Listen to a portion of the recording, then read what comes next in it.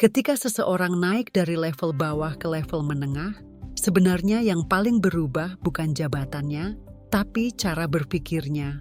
Sayangnya kan banyak orang naik posisi tapi tidak naik pola pikir.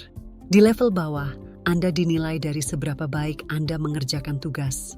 Di level menengah, Anda dinilai dari seberapa besar dampak kerja Anda terhadap tim. Ini perbedaan yang sangat besar. Di level menengah, bekerja keras saja tidak lagi cukup. Anda bisa sibuk seharian, tapi jika tim tidak bergerak, maka nilai Anda tetap rendah. Banyak karyawan level menengah terjebak di fase ini. Mereka berkata, "Saya sudah capek bekerja, saya sudah melakukan bagian saya." Tapi lupa satu hal penting, level menengah dibayar untuk memastikan pekerjaan berjalan, bukan hanya dikerjakan. Perubahan pertama yang harus terjadi adalah ini. Berpindah dari eksekutor menjadi problem solver. Di level bawah, masalah dilaporkan. Di level menengah, masalah harus mulai diselesaikan. Atasan tidak lagi ingin mendengar daftar panjang kendala. Mereka ingin mendengar masalahnya di sini dan ini opsi solusinya. Perubahan kedua, cara Anda melihat tanggung jawab. Di level menengah, kegagalan tim sebagian adalah tanggung jawab Anda. Anda tidak bisa lagi berkata, "Itu kesalahan dia, bukan saya." Karena justru disinilah peran Anda diuji.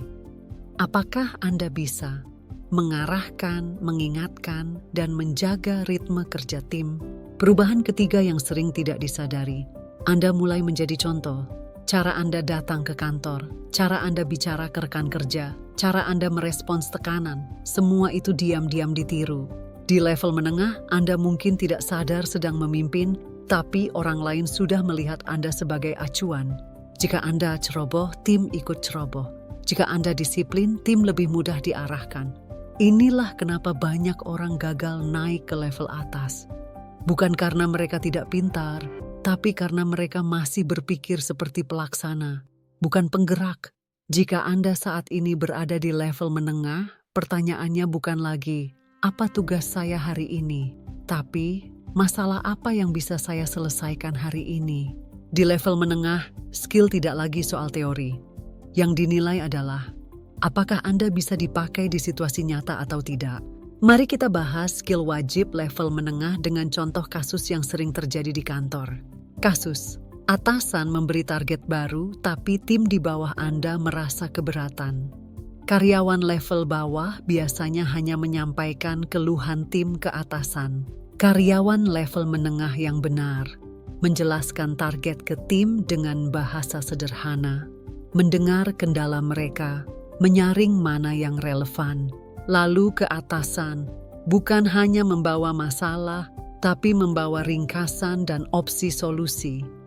Contohnya, "Target bisa tercapai, Pak, tapi perlu tambahan waktu 1 hari atau pengurangan skop di bagian ini."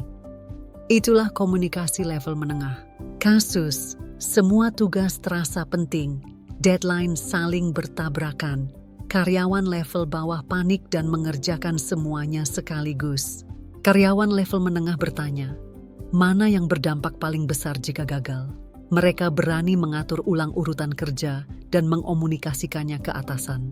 Mereka tidak diam dan tidak asal jalan. Ini menunjukkan kedewasaan berpikir. Kasus, sistem error, proses terhenti, level bawah melapor, sistemnya rusak. Level menengah melapor seperti ini. Sistem error di modul ini, sementara kami pakai cara manual. Saya sudah hubungi IT dan estimasi normal jam sekian. Perbedaannya sederhana, tapi dampaknya besar. Atasan merasa tenang karena masalah sudah ditangani. Kasus, rekan satu tim tidak disiplin. Karyawan level menengah yang belum matang memilih diam atau emosi. Yang matang, menegur secara pribadi, fokus ke dampak kerja, bukan emosi, menyampaikan ekspektasi dengan jelas, tanpa teriak, tanpa merendahkan. Inilah cikal bakal kepemimpinan. Kasus, tekanan tinggi, target mepet.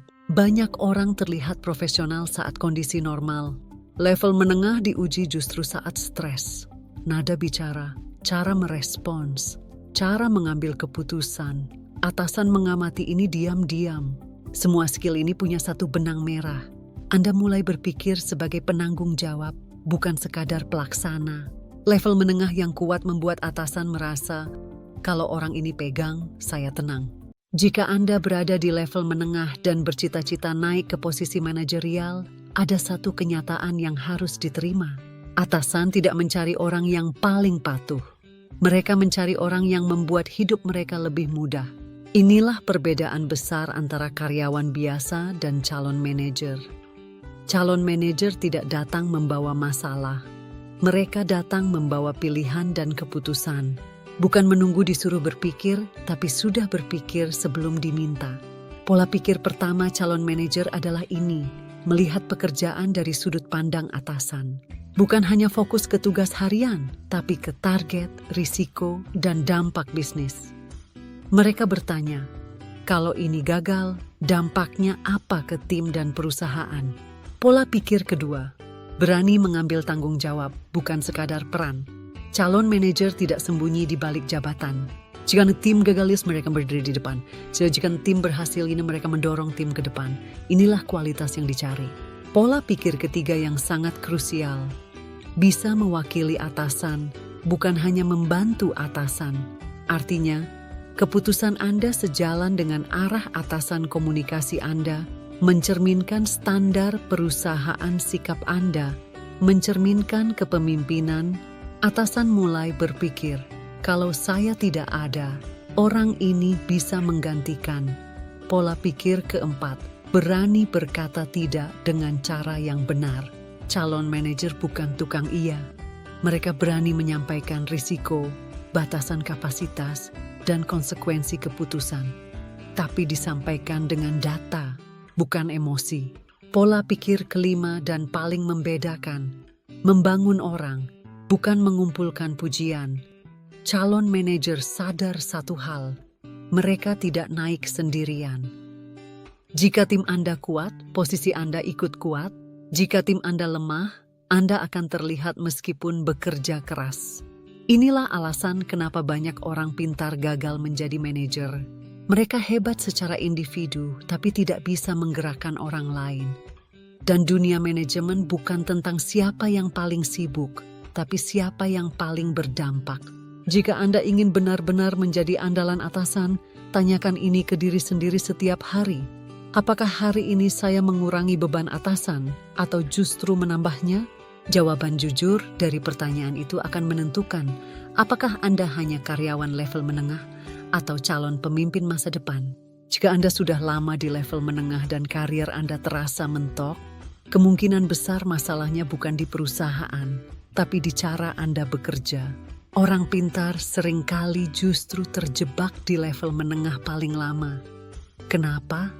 Karena mereka membawa kebiasaan lama ke level yang menuntut cara pikir baru. Banyak orang pintar berkata, saya yang paling capek, saya yang paling banyak kerja. Tapi dunia manajemen tidak memberi penghargaan pada siapa yang paling lelah. Yang dihargai adalah siapa yang membuat sistem berjalan. Jika Anda sibuk tapi tim tidak bergerak, itu bukan tanda hebat. Itu tanda gagal mendelegasikan. Orang pintar sering ingin pendapatnya selalu benar. Mereka mematahkan ide orang lain tanpa membangun solusi. Di level menengah, ini mulai dianggap berbahaya. Karena manajer butuh penenang situasi, bukan pemicu konflik. Banyak orang takut berbagi ilmu, takut disaingi, takut tergantikan. Padahal di level manajemen, orang yang tidak bisa membangun pengganti justru sulit naik. Karena atasan berpikir, kalau dia naik, siapa yang pegang tim? Orang pintar sering bangga dengan skill teknisnya, tapi terlalu tenggelam di detail membuat Anda terlihat bukan calon pemimpin.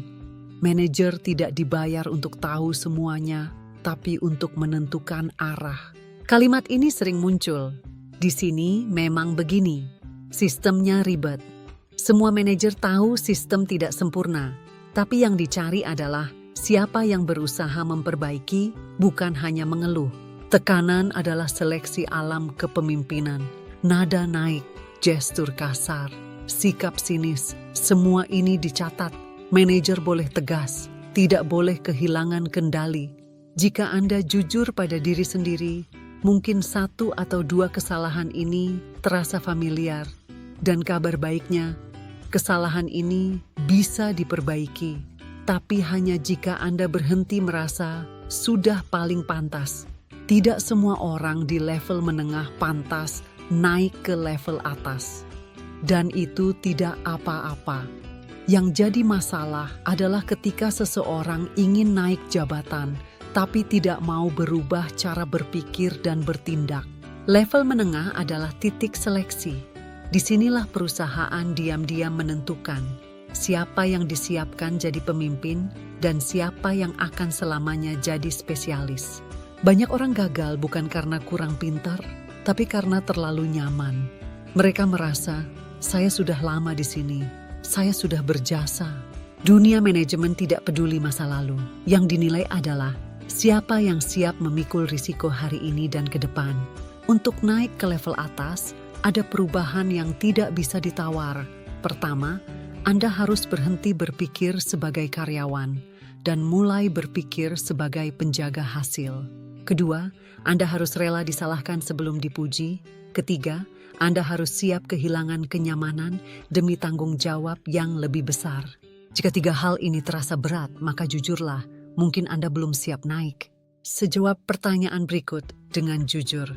Bukan untuk atasan Anda, tapi untuk diri sendiri. 1. Ketika atasan tidak ada, apakah tim tetap jalan? 2. Apakah saya lebih sering membawa solusi daripada masalah? 3. Jika tim gagal, apakah saya berdiri di depan atau bersembunyi? 4. Apakah saya punya orang yang bisa menggantikan saya jika saya naik? 5. Saat tekanan tinggi, apakah sikap saya tetap profesional? 6.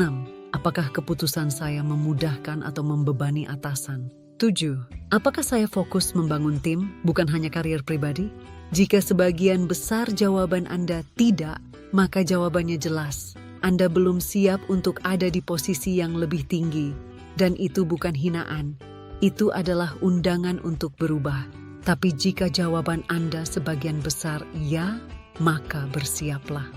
Karena biasanya perusahaan sudah mulai mengamati Anda lebih serius dari yang Anda kira.